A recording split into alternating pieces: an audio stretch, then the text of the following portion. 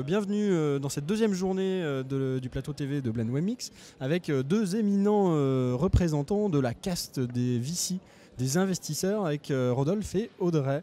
Bonjour. Bonjour. Salut. Je vais te tenir ton micro, ça sera beaucoup mieux comme ça. Donc en fait on vous revoit pour cette 4e édition parce que vous êtes chacun déjà passé au moins 2 ou 3 fois déjà, je pense. On est un peu habitué. Ouais. 4e fois, ouais. Donc déjà une bonne manière de comparer l'évolution. Avec 2 sujets de conversation aujourd'hui qui vont nous occuper. La première, ça va être de faire un peu de pédagogie sur ce que vous faites et comment vous le faites, parce que finalement on se rend compte qu'il y a toujours des VC, il y a toujours des startups dans toutes les conférences, mais on ne prend pas forcément toujours le temps de rappeler un peu les basiques, de quelles sont les règles du jeu et comment ça marche. Et puis on parlera un petit peu prospective, en essayant de se poser sur les sujets qui vous intéressent, les sujets que vous avez débusqués et sur ce qui fait un peu votre actualité prochaine, chacun de votre côté. Qui commence ? Alors quel est le premier point ? Tu veux qu'on redise un peu la façon dont on bosse et comment est-ce que... Un peu de pédagogie et puis aussi rappeler chacun dans quel fonds vous êtes, quel a été un peu votre historique et puis les derniers deals que vous avez fait, comme ça on plante le décor et puis après... Tu veux commencer, honneur aux femmes ? Bon, alors, donc moi je travaille chez Alven Capital, on est un fonds basé à Paris, on existe depuis une quinzaine d'années, on a démarré l'activité en 2000. Et on investit dans la technologie en early stage. Donc on investit principalement dans ce qu'on appelle les séries A. C'est un montant qui va être compris entre 1 million et 4 millions d'euros à des étapes de développement des sociétés où elles sont en train de se développer à l'international, qu'elles ont besoin d'investir pour staffer un peu les équipes. Et on intervient à ce moment-là. On a également une poche dite d'amorçage au sein du même fonds où on va intervenir sur les tickets un peu plus petits, de l'ordre de 300 000 à 1 million d'euros.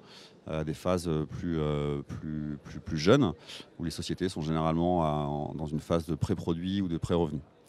Et donc on investit avec ce même fonds, qui est un fonds qui fait 120 millions d'euros, et qui est investi dans on va dire une trentaine de sociétés, réparties un peu partout autour de la planète, mais principalement en France et aux US. Et du coup, si on veut citer les 2-3 dernières dans lesquelles vous êtes entré, et puis les 2-3 derniers succès, donc desquels vous êtes Oui, alors les derniers deals qu'on a pu financer chez Alven, on a SpeechMe, qui est une boîte qui est basée à Nantes. On a également Screen, qui est une boîte dans la sécurité informatique. On est à bord de sociétés comme Akeneo, comme Appen dans le B2C, que les gens connaîtront peut-être un peu plus. Des sociétés comme Algolia, qui est une boîte qui marche assez fort dans le B2B, dans le search.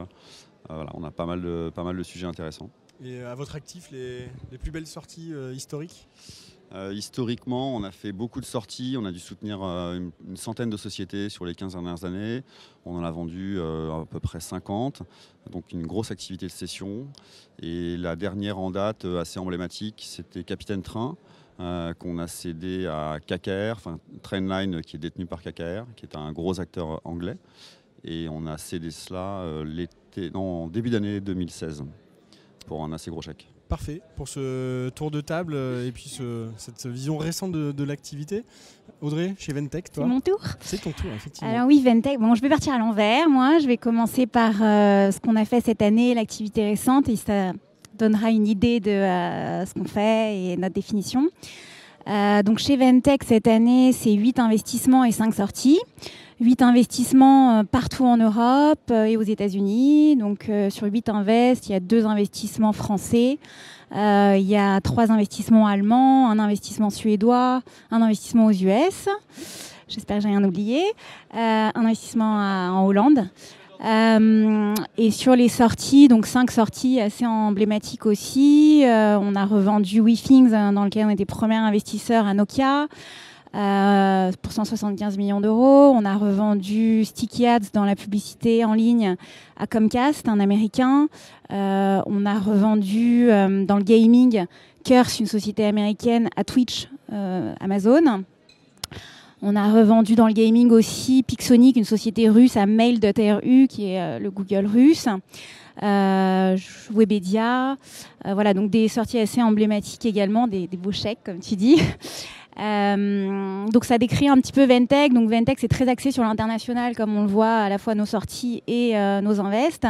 Donc on a une équipe locale en France, on a une équipe locale en Allemagne, une autre équipe en Finlande et enfin une équipe sœur en Chine qui a un fonds dédié et qui s'occupe d'investissements chinois. Et notre job, c'est d'aider les sociétés dans leur croissance et notamment dans leur croissance à l'international à l'aide de ces équipes locales et puis des réseaux de partenariats qu'on a créés un peu partout dans le monde. On investit aussi en early stage dans les nouvelles technologies, donc seed, série A, série B, des tickets entre 200K pour l'amorçage et puis 5-6 millions pour la série A, série B. On investit jusqu'à 10 millions d'euros par société. Voilà, Ventech. Alors tous les deux, vous commencez à avoir un peu de recul de quelques années en tout cas sur ces métiers-là. On discutait avec certains de vos confrères hier sur la première journée de Blend Web Mix d'une sorte de frénésie qui était un peu en train d'arriver avec beaucoup d'argent, de l'argent un peu différent de par le passé, avec des acteurs un peu différents dans l'investissement, les corporates notamment, mais pas seulement. Est-ce que ça vous le notez au quotidien? Parce qu'on vient de parler de pas mal d'investissements, pas mal de sorties aussi. Est-ce que vous avez l'impression que le temps s'est accéléré? Est-ce que c'est une forme de maturité? Oui, clairement, effectivement, on voit une transformation du métier. Enfin, moi, je l'atteste. On voit qu'il y a énormément de corporates, effectivement, qui s'intéressent beaucoup à ce qu'on fait. Alors, c'est pas nouveau du tout, hein, mais disons qu'il y a un regain d'activité des corporates qui s'intéressent de plus en plus aux VC. Vraiment, je pense qu'il y a à peu près un corporate par semaine qui appelle Ventech, soit pour savoir comment investir dans le fonds, soit pour savoir comment se rapprocher des startups, soit pour savoir comment faire des partenariats, des co-investissements. Donc c'est de l'intérêt, je dirais, assez diversifié qui peut venir de plein de typologies d'actions différentes. Hein. C'est pas forcément des investissements, ça peut être créer un incubateur, se rapprocher des startups pour des partenariats ou des pilotes. Donc c'est assez diversifié et donc ça permet un rapprochement startup corporate qui est assez sain. Voilà. Et puis effectivement d'autres typologies d'acteurs. Donc on continue à voir les acteurs qui s'intéressent, les acteurs financiers qui s'intéressent aux performances financières. Je veux dire, on est là aussi enfin c'est un métier financier. Hein, on est là pour faire des performances. Vous êtes là pour gagner de l'argent. Voilà, tout c'est à ça. fait. Et faire gagner de l'argent aux entrepreneurs. Exactement. En fait, on est dans un partenariat pour gagner de l'argent ensemble et en tout cas gagner cet argent aussi pour nos clients qui sont ces investisseurs. Tu voulais rajouter quelque chose ? Oui, alors pour compléter, c'est vrai qu'on voit depuis quelques années l'écosystème qui mature et on arrive à un stade où le vocabulaire devient maintenant assez répandu au sein des grands groupes. Donc tu le disais, les corporates s'intéressent de plus en plus à l'écosystème digital et ils ont raison parce que c'est leur avenir qui est en jeu. Donc ils doivent se réinventer et se faire un petit peu bousculer en interne pour pouvoir survivre face aux jeunes startups qui viennent parfois bousculer leur business model. Mais l'autre trend intéressant qu'on voit depuis quelques années, enfin moi j'en vois deux. Le premier, c'est que les sorties à plus de 100 millions sont maintenant plus fréquentes. Il y a quelques années encore, on les comptait sur les doigts d'une main. Il y avait eu Dailymotion qui a dû être vendu un peu plus de 100 millions. Il y avait eu Price Minister qui était vendu 200 millions, mais ça s'est arrêté un peu là. Depuis quelques années, et ça s'accélère, on a de plus en plus de sorties. Tu citais Nokia qui a racheté WeThings. Il y a également Capitaine Train qui s'est vendu au-delà de la barre symbolique des 100 millions. Le marché est adulte. Et en fait, ouais, on a plus de sorties sur des valeurs plus importantes. Et c'est normal, c'est parce que l'écosystème lui-même mûrit et le numérique devient un vrai business avec des vrais business models. Et les corporates peuvent faire des investissements avec un retour sur investissement sur leur investissement en cash ou en equity. Et puis l'autre tendance intéressante, c'est qu'on voit de plus en plus de fonds anglo-saxons et américains qui investissent en France. Alors on avait toujours les habituels, les usual suspects londoniens qui continuent à investir en France et qui continueront à le faire, je pense, dans les années à venir. Donc je pense au Axel Index, Balderton, que tout le monde connaît et qui chasse en Europe et en France particulièrement. Bracon ou qui chasse ? Qui chasse avec les mêmes armes que nous. Mais on voit de plus en plus de fonds américains, côte Est et côte Ouest, qui investissent directement aux US, qui investissent directement en France. On a annoncé un deal récemment avec Firstmark qui a investi chez Dataiku. Il y a Sequoia qui a fait un deal en France également. USV a fait un deal il y a 2 ans en France. Donc on est placé sur la carte. Donc on est bien placé sur la carte. Et puis l'autre petit détail technique, c'est que ces fonds américains maintenant n'hésitent plus à investir directement dans les boîtes de droit européen ou de droit français. Pas dans les corps Delaware. Et ils demandent plus automatiquement de flip aux US, ce qui est plutôt rassurant sur plein de choses. Ça veut dire qu'effectivement on a gagné un peu en légitimité légitimité vis-à-vis de ces acteurs-là. Et je crois qu'ils voient en France et en Europe des opportunités d'investissement, parce que les prix sont un peu moins élevés qu'aux US, où c'est vrai qu'il y a beaucoup de capitaux. Le marché des capitaux n'a rien à voir, hein. Je crois que c'est de l'ordre de 50 fois plus important là-bas. Alors pour essayer de vous tirer un petit peu les verres du nez, qu'est-ce qui vous excite comme sujet en ce moment et sur quoi vous vous dites il va y avoir des investissements? Alors je sais que c'est compliqué de donner vos secrets de fabrication, mais il y a quand même des sujets qui vous excitent plus que d'autres. Mais disons que fondamentalement, un fonds d'investissement, on reste quand même très opportuniste. Donc on est très ouvert et on écoute le marché. Donc on n'a pas en tout cas, je ne pense pas qu'on ait de thèse préconçue sur qu'est-ce qui va marcher et les sujets sur lesquels on va investir absolument. On suit les tendances. Donc les tendances en ce moment, vous l'aurez tous noté, c'est les chatbots, c'est l'intelligence artificielle, le deep learning. Ça, c'est vrai que c'est une grosse tendance de fond. Le logiciel devient maintenant accessible en ligne, donc tous les investissements sont maintenant des investissements de type SaaS, hein, donc avec des business models assez différents d'il y a quelques années où on vendait des logiciels en licence. Donc c'est des dynamiques qui sont qui sont fondamentalement différentes en termes de financement de société.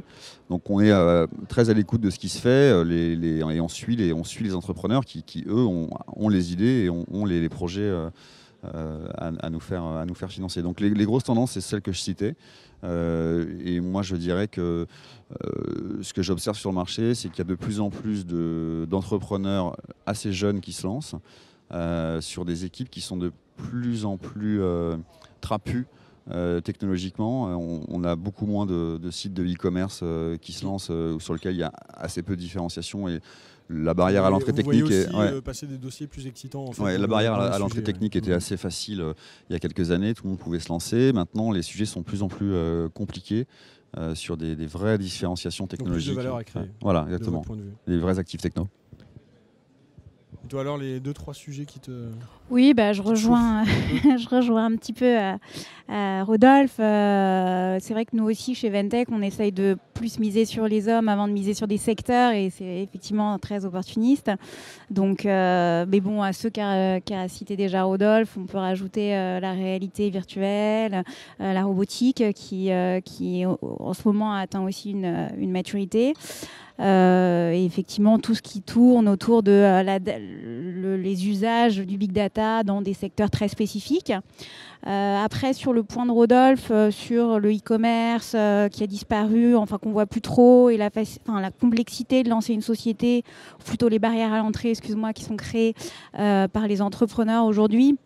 Bon, je pense que quand le e-commerce s'est créé aussi, c'était pas évident d'apprendre à faire de l'acquisition pas trop chère. C'était pas évident de faire de la logistique. Enfin, c'était des nouveaux sujets à l'époque aussi.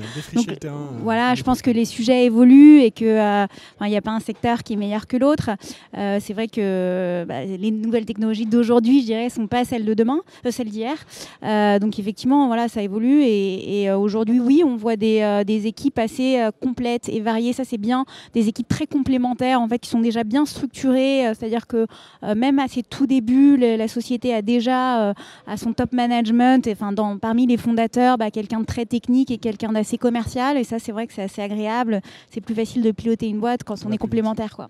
Ça va plus vite. En tout cas, merci d'avoir partagé un petit peu votre métier et puis vos attentes. On va vous retrouver tout au long de la journée dans pas mal de choses, parce qu'en fait, on fait pas mal bosser les investisseurs quand vous venez. Donc vous allez coacher des startups et puis vous allez officier à la finale.